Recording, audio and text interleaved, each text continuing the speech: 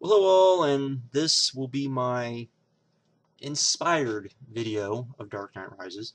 But before we get into that, I guess I should say, there are evil people in the world. Evil people do evil things, and it's very unfortunate. And what happened in Aurora, Colorado, was, unfortunately, bad things happen to good people. And that's not to sound. I don't want to sound uh, indifferent about it, but I think everything that's been said about it should be said about it. But I know if I don't say something about it, people are going to get upset. So still, I would say, if you are truly want to do something, going and getting in message boards, wars, and internet fights over, and I'm sure we'll even get it on here because I'm bringing it up, but over gun laws and what gun laws should be and shouldn't be and all of that, and not actually, donating money to the charities that are out there to help those affected should definitely, that's what you should be doing. So that is, if you feel that strongly about it, that is definitely what you should be doing. That said, let's get on to actually talking about better things, like the movie itself. As I said, this is going to be a inspired video. It's not going to be from Dark Knight Rises. It's not going to be a review per se. If you want a review, I'd simply say go see the movie. It's great. It's to me, it's definitely maybe the most satisfying Batman story ever. As soon as I saw the movie, I thought it may be the best Batman story ever.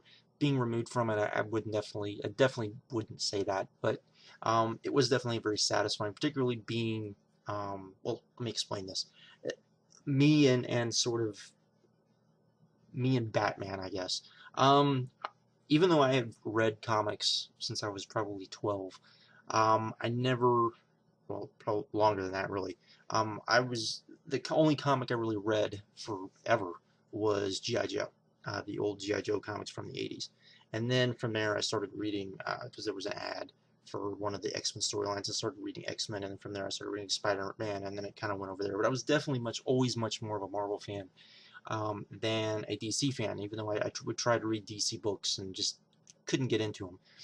But the first Batman story I ever read, believe it or not, was a story by the name of Son of the Demon, which is, and you have to remember this is before Batman the Animated Series, um, is a story centered around Batman, Ra's al Ghul, and Ra's al Ghul's daughter.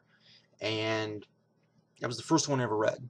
And I was a little lost because it was the first Batman story I ever read. I knew Batman because I'd seen, of course, the cheesy TV show, Adam West show, and I'd seen, pretty much all the cartoons that uh, Warner Brothers had done, up all the Hanna-Barbera uh, cartoons they had done up till then. And I was familiar with Batman, so it wasn't like I didn't understand. And it is a great story, but it's definitely one of those that if you had no idea who Ra's al Ghul was, you would be completely lost.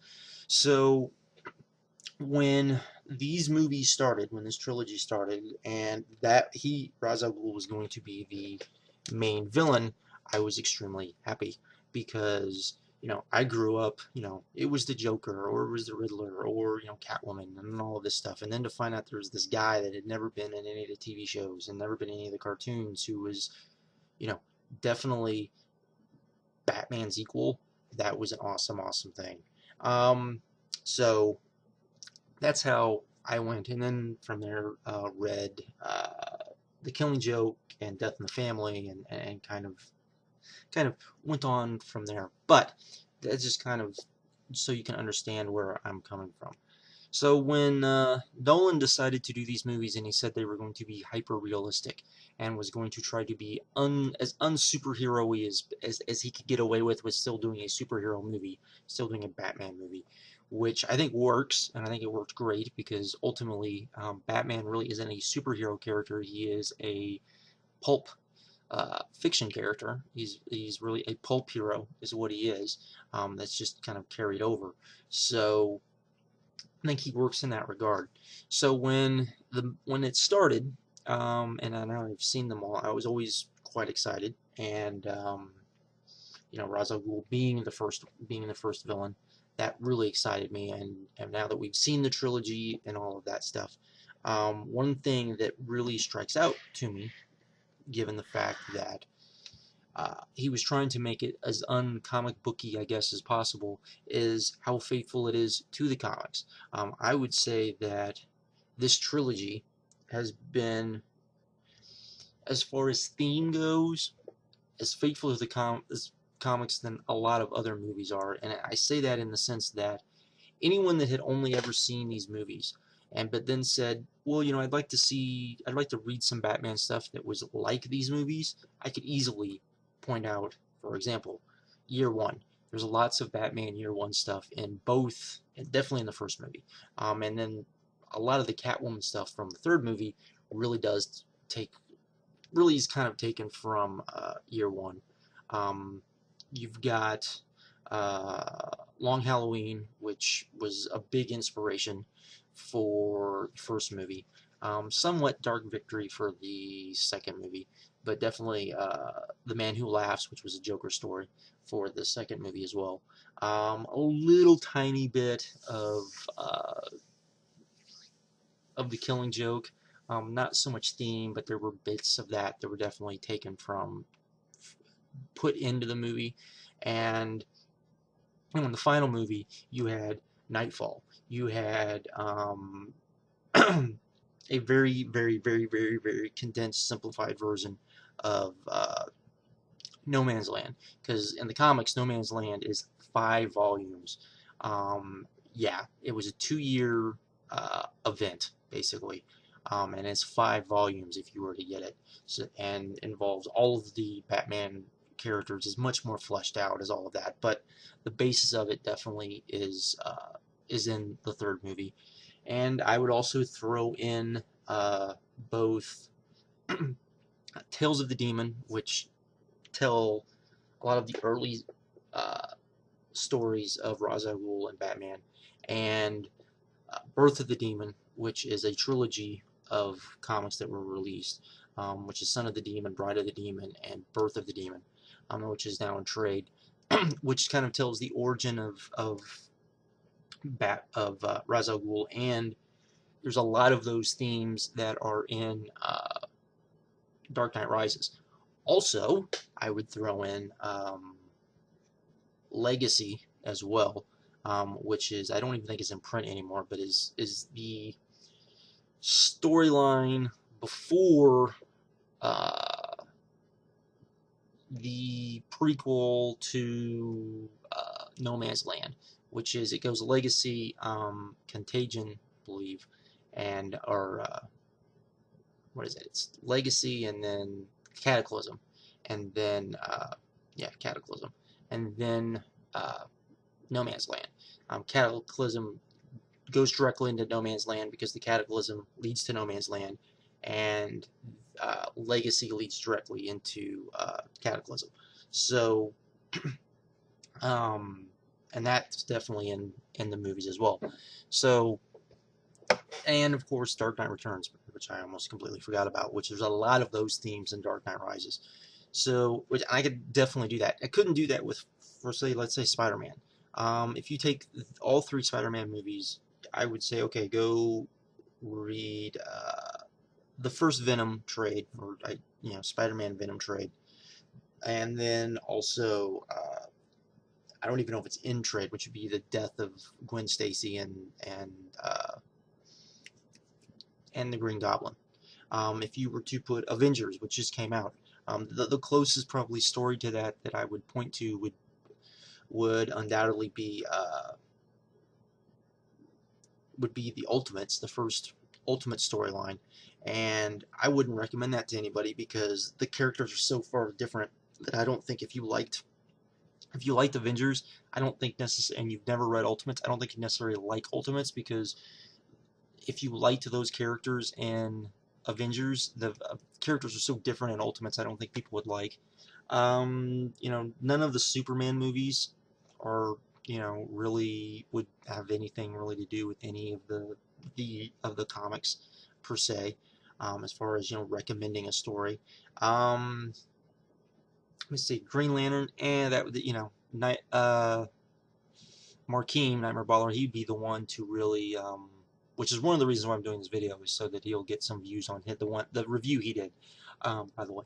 But if Green Lantern, he'd be the one, but I really, maybe definitely not Rebirth. Maybe I'm sure he could think of some if there were any, but that's not like a great movie.